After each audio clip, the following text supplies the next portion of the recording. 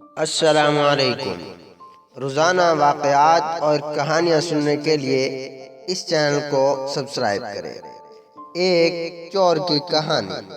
ایک چور اپنے بیٹے کے ساتھ کہیں چوری کرنے جا رہا تھا تو ایک گھر کی طرف اشارہ کرتے ہوئے بڑے فخر سے اپنے بیٹے کو کہنے لگا کہ وہ سامنے جس گھر میں دیا جل رہا ہے، اس گھر کو میں 5 بار لوٹ چکا ہوں۔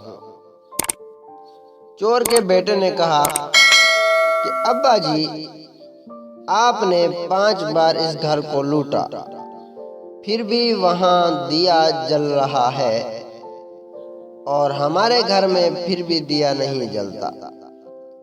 بھوک، فاقہ کشی اور اندھیرا ہے۔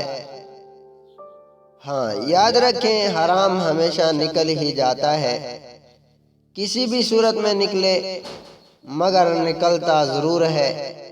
یہ طے ہے کہ کسی کو بے سکون کر کے آپ خود بھی ایک نہ ایک دن بے سکون ضرور ہو جائیں گے۔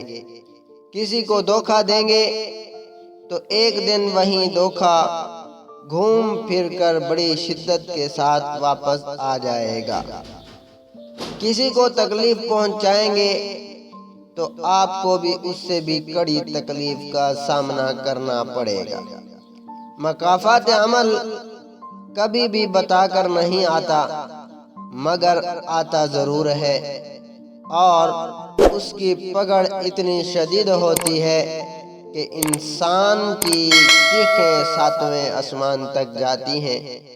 اس لیے کسی کو دکھ، غم، تکلیف، رنج، نقصان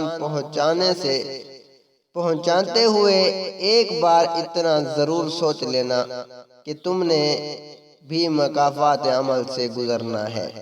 ہاں، اور زندگی میں صرف اتنا یاد رکھ لینا کہ تمہاری شکایت کوئی خدا سے نہ کرے۔